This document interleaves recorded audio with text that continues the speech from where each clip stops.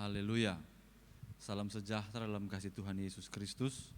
Kita bersyukur kepada Tuhan yang memberikan kita kesempatan beribadah dalam situasi cuaca seperti ini. Kita ada di tempat ibadah semua karena pertolongan Tuhan. Saya berterima kasih Bapak Gembala, Ibu Rohani atas kepercayaan untuk memberitakan firman Tuhan. Pada sejak hari Sabtu, Minggu, kemudian Selasa dan sekarang Kamis, saya berbicara dalam sebuah tema yang besar, yaitu menjadi Kristen yang ahli. Ini menjadi pergumulan, perenungan pribadi, tapi kemudian saya bagikan. Sebenarnya isi materi dari beberapa khotbah ini sebenarnya prinsip-prinsipnya sama, sudah sering kita dengar, tetapi dimulai dengan mentalitas yang berbeda. Artinya kehidupan orang Kristen yang harus setia, yang harus bergumul, yang harus memegang firman Tuhan, kita sudah paham semua itu. Tapi yang saya mau tawarkan dari khotbah-khotbah ini adalah satu mentalitas yang berbeda, cara pandang yang berbeda, atau titik mulai yang berbeda. Kita harus mulai memandang diri kita, harus menjadi orang-orang yang ahli. Karena yang ahli dengan yang biasa itu lain. Orang yang biasa masak dan yang ahli masak itu lain masakannya. Ya. Jadi kita mungkin suka restoran di situ, tempat makan di situ, ayam goreng di sana terkenal. Kenapa? Karena ahli. Kalau bilang ayam goreng, semua orang bisa bikin ayam goreng. Tapi yang enak, yang spesial, yang istimewa, pasti yang masak itu yang ahli. Begitu juga dengan orang Kristen, kita harus menjadi orang-orang yang ahli supaya tidak sama dengan dunia ini, karena firman Tuhan katakan jangan serupa dengan dunia. Amin. Nah, dimulai dari mentalitas itu, kita mau merenungkan apa yang sudah saya sampaikan pada hari Selasa kemarin di Rayon Moria. Kisah Para Rasul pasal 3. Mengapa dan bagaimana menjadi orang Kristen yang ahli? Kisah Rasul pasal 3 ayat 1 sampai 10. Minimal kita akan melihat 3 poin penting dari satu bagian ini. Kisah Rasul pasal 3 ayat 1 sampai 10. Ayat 1 saya baca dalam nama Tuhan Yesus Kristus. Pada suatu hari menjelang waktu sembahyang, yaitu pukul 3 petang, naiklah Petrus dan Yohanes ke bait Allah. Perhatikan baik-baik. Ayat 1 ini mewakili hari yang biasa. Menjalani hari yang biasa. Petrus dan Yohanes pergi ke bait Allah mau sembahyang pada jam 3 petang.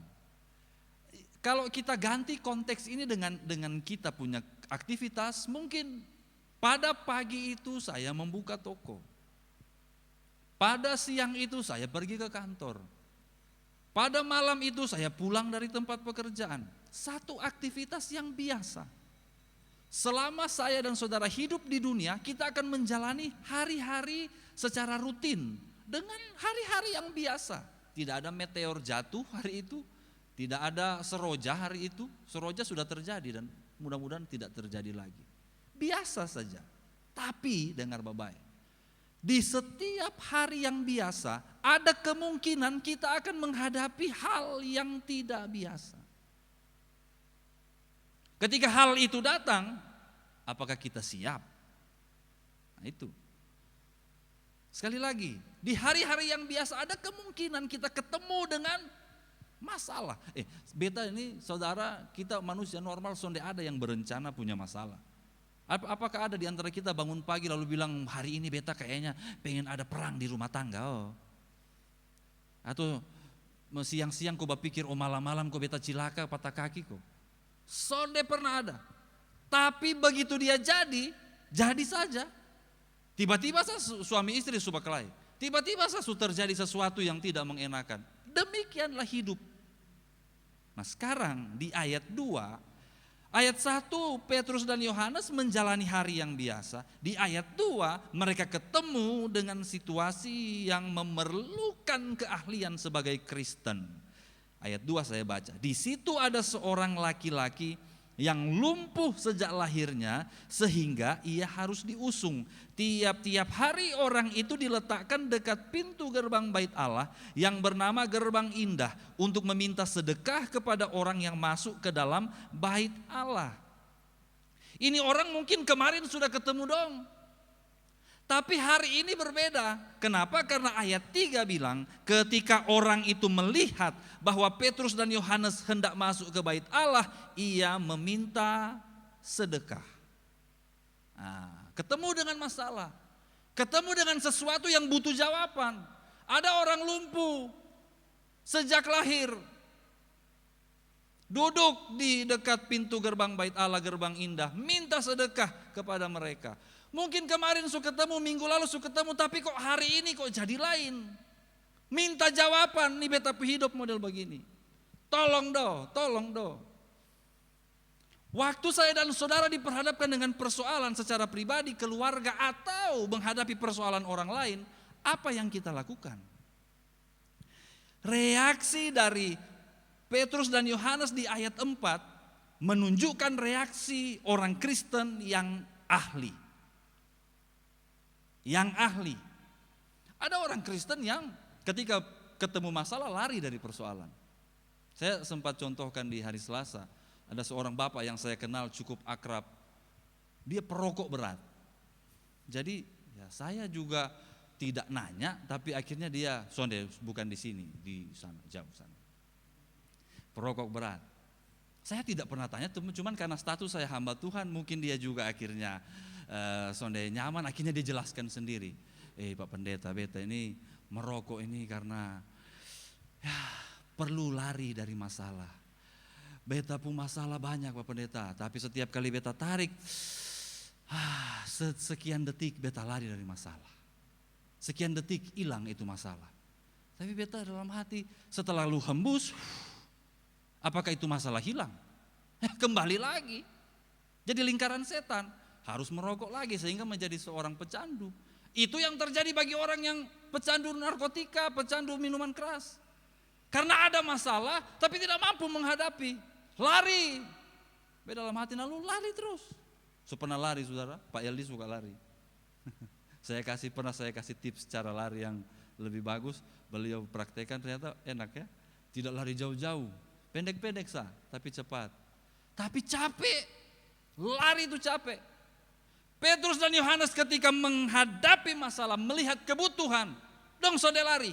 Ayat 4 bilang begini, mereka menatap dia dan Petrus berkata, lihatlah kepada kami.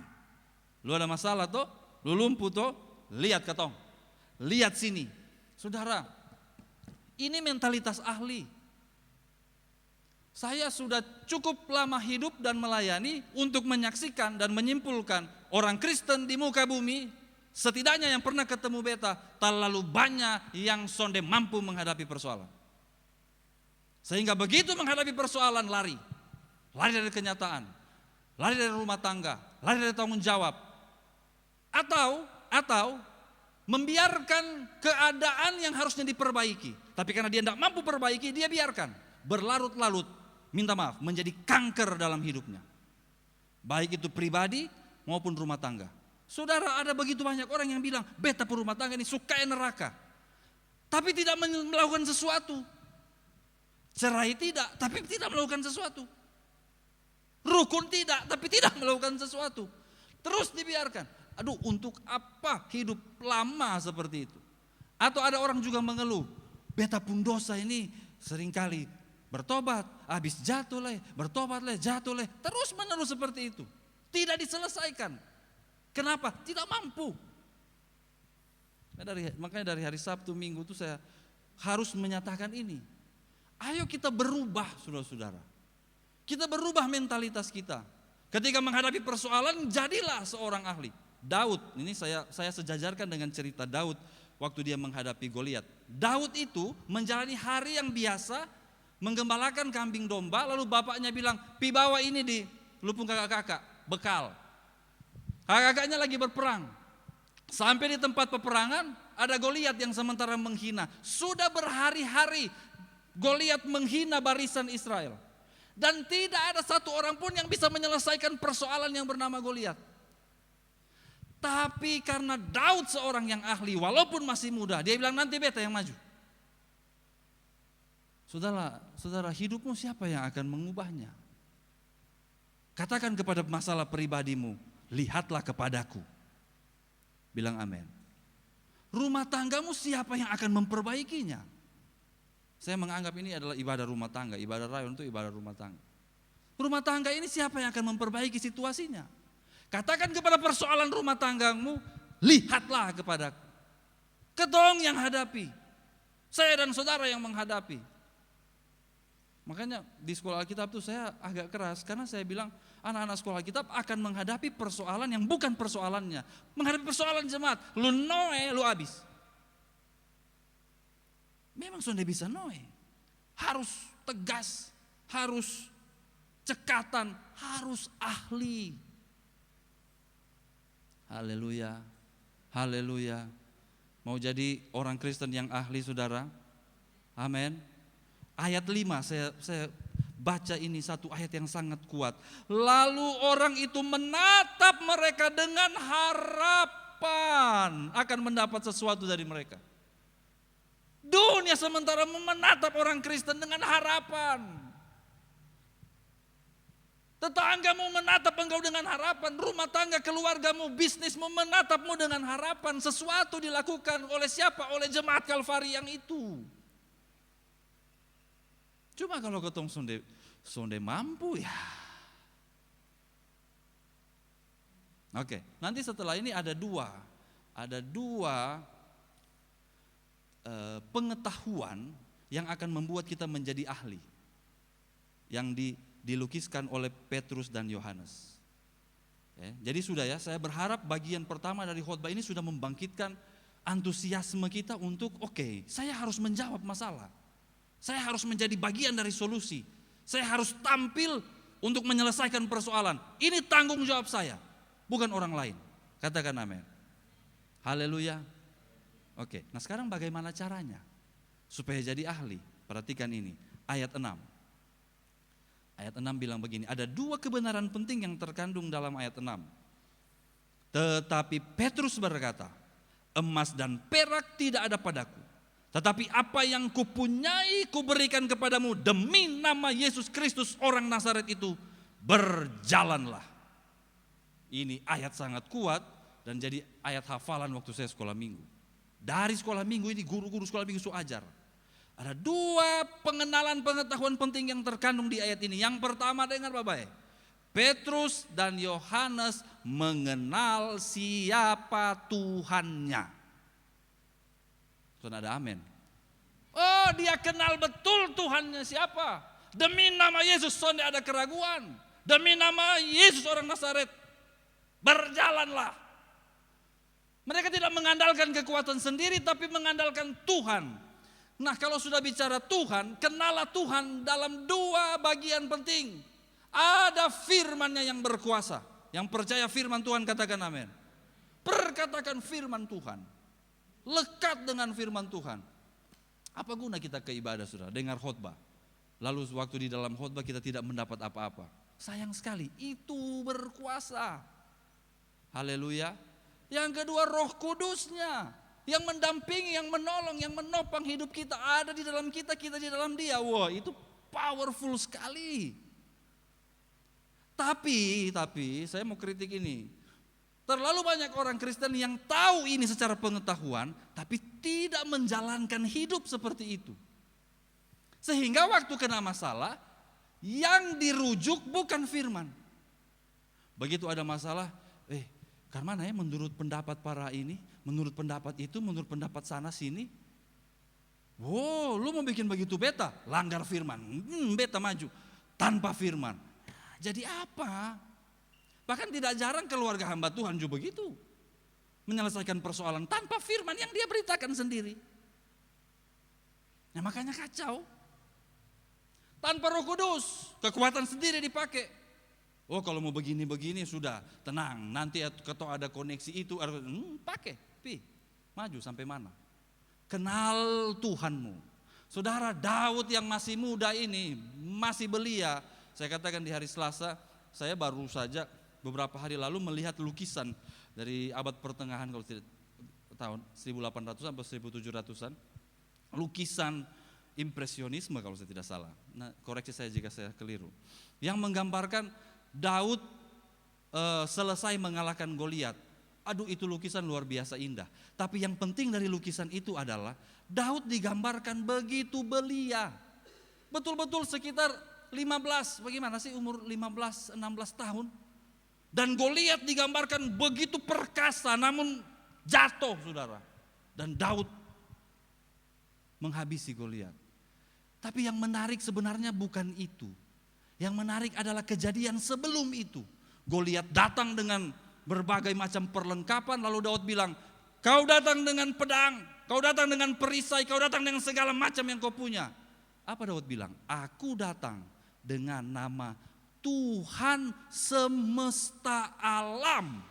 Dia kenal siapa Tuhannya. Jadi walaupun dia lemah secara manusia, dia tetap maju dan menang. Karena dia punya Tuhan. Haleluya, haleluya. Namun memang bagian yang dalam tanda kutip sulit dari pengenalan akan Tuhan adalah ya ini, melakukan firman. Hei, ketong sunde boleh membenci, beta su jengkel nah karmana. Hei, ketong sunde boleh begini, sunde boleh begitu. Hei, masih daging nah terus ada itu daging. Nah firman Tuhan bilang daging akan binasa. Terus Petrus, andia rumah tangga kacau balau, andia bisnis jalan betul. Saya tidak sedang mengajar teologi kemakmuran, saudara. Tapi saya harus menyatakan kalau engkau sungguh-sungguh percaya kepada firman dan menjalani kehidupan sesuai firman, engkau pasti diberkati. Kosong ada amin. Tapi terlalu banyak orang hidup menikmati penderitaan. Biar sabe begini, mungkin susalib nah. Makanya hari Minggu malam tuh saya bicara agak keras. Loh, salib itu sudah ditanggung Tuhan di Kalvari. Nama gereja kita aja Kalvari kok. Lalu kita mau pikul-pikul salibnya Tuhan.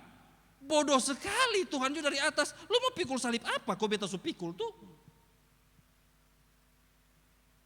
Lalu kita terima begini biar miskin-miskin dan menderita di bumi, yang penting kaya di sorga. Belum tentu masuk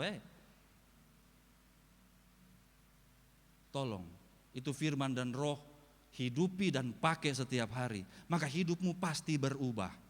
Haleluya, haleluya. Lalu setelah mengenal Tuhan, mengenal apa? Perhatikan ayat 6. Masih ayat 6. Tetapi Petrus berkata, emas dan perak tidak ada padaku. Kenal diri. Petrus dan Yohanes ini bukan orang kaya, dong tahu ini orang ada mau minta sedekah. Tapi begitu pegang dompet, Petrus bilang, Anis lu ada bawa tuh? Son DPU, son bawa.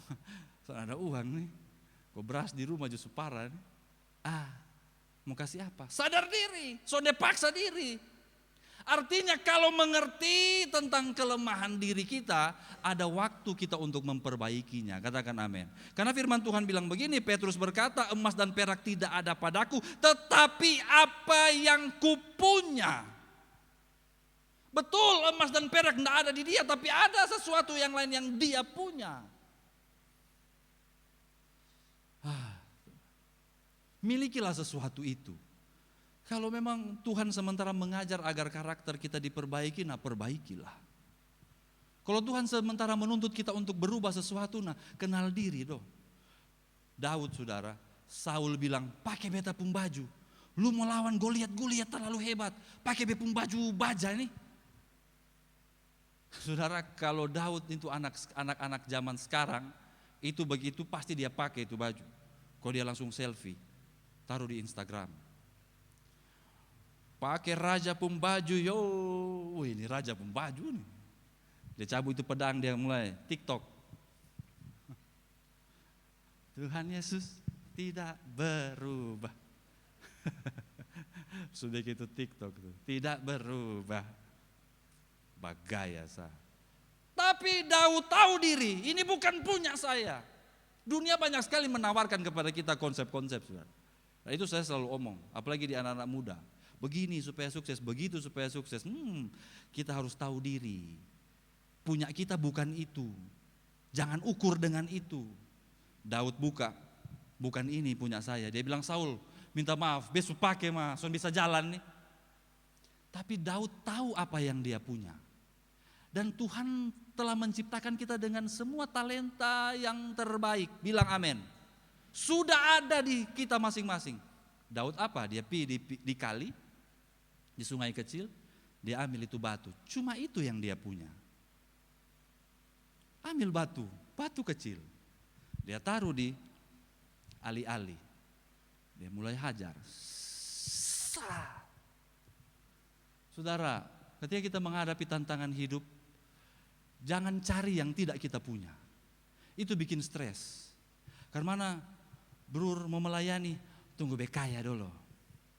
Dan baru dia tiap hari dia pikir kapan bekaya. Akhirnya jadi gila dan pikiran kaya. Karena ini masalah, mau selesaikan. Oh tunggu beta bertobat lu. Pikir kapan terus. Akhirnya tidak berbuat apa-apa. Tapi Daud dia punya keahlian ali-ali. Dia punya hal yang sederhana, 5 batu kecil. Tidak dipakai semua, 1 saja. Tapi dia berjuang dengan apa yang dia punya. Haleluya. Dengan apa yang dia punya. Ada berapa angkatan lalu tuh ada siswa itu datang ke saya. Om saya pulang saja om. Kenapa kamu pulang? Saya bodok begini om. Saya bilang siapa yang bilang kau bodok? Saya lihat sendiri kok itu orang SMA ini beta esteller langsung sampai ini. Bukan begitu dia kalimat, tapi intinya begitu. Be pulang om. Oh nah terserah kalau mau menyerah. Oh ya orang SDM lebih bagus. Tapi terserah. Menyerah dengan apa yang dia punya. Daud sonde, 1 saja yang dia punya. Saudara, ketika engkau menghadapi persoalan hidup, lakukan yang terbaik dengan apa yang engkau punya. Karena bukan itu yang akan menentukan. Yang akan menentukan adalah ketika Tuhan mengurapi dan memakai apa yang engkau punya yang sederhana itu. Dan tiba-tiba Goliat tumbang. Saudara, dalam ilmu militer mana? Beta pengguru sekolah minggu saya jelaskan, itu batu kecil itu bisa masuk itu, tidak mungkin. Tuhan, ini guru sekolah minggu. Maafkanlah kalau dia salah ya Tuhan. Tuhan ada tambah deh. Karena memang tidak bisa dijelaskan dengan pakaian perang ini saudara. Batu kecil bisa kasih jatuh raksasa, ini dari mana? Guru sekolah minggu saya bilang, itu Tuhan ada tambah. Dengan dia pun jentik jari. Nah kita pakai iman sederhana begitu sah. Engkau lelah dengan hidup, engkau lelah dengan pergumulan. Pakai yang engkau punya, yang engkau bisa. Tahu dirimu, lalu tahu Tuhanmu. Dan Tuhan yang akan kerjakan selanjutnya. Apa yang terjadi saudara? Ayat 7. Lalu Petrus, lalu ia memegang tangan kanan orang itu dan membantu dia berdiri. Ini saudara kalau ini orang son jadi berdiri lurus, habis Petrus, pungkarir, habis dia. Dia sutarik nih. Tapi sampai situ sah Petrus pemampu. Ayat selanjutnya bilang apa? Seketika itu juga kuatlah kaki dan mata kaki orang itu. Ia melonjak berdiri lalu berjalan kian kemari dan mengikuti mereka ke dalam bait Allah. Berjalan dan melompat-lompat serta memuji Allah. Ini orang dari kecil lumpuh dan lahir. Saudara, kita tidak semua jadi hamba Tuhan punya karunia menyembuhkan. Tapi coba tolong lihat kelumpuhan-kelumpuhan yang sementara terjadi di sekeliling kita. Di dalam pribadimu, di rumah tanggamu, di tempat kita bekerja.